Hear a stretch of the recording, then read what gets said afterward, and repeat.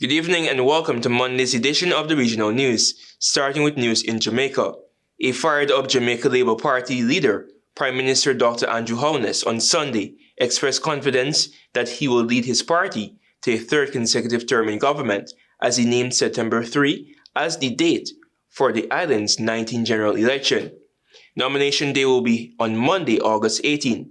Although Holness did not speak to the significance of the date, September 3 has been good for JLP, as it was on the date in 2007 that Bruce Gordon defeated Portia Simpson-Miller to become Jamaica's 8th Prime Minister.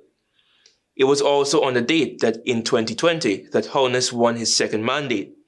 Holness announced the much-anticipated date before thousands of flag-waving, bell-ringing and horn-blowing party supporters in Halfway Tree Square in St. Andrew.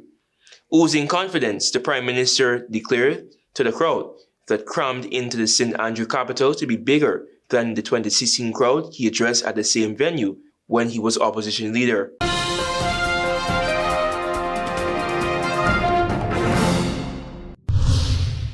Over to news in Colombia. Miguel Uribe Turbe, a Colombian senator and presidential hopeful who was hospitalized after being shot at a campaign event more than 2 months ago, has died, his wife announced on Monday. Uribe, 39, a potential presidential candidate from the right-wing opposition, was shot in the head during a rally in Bogota, Colombia's capital, on June 7. The hospital where Uribe was being treated, the Santa Fe de Bogota Foundation, said that the senator died in the early hours of Monday morning. On Saturday, it was warned that he was in a critical condition due to a hemorrhagic episode in the central nervous system. I asked God to show the way to learn to live with you, Maria Claudia Tarazona, Uribe's wife, wrote on social media. Rest in peace. I will take care of our children. Ivan Duque Marquez, Colombia's president from 2018 to 2022, paid tribute to Uribe, saying that terrorism had snatched from the country an upright and transparent leader. End of quote.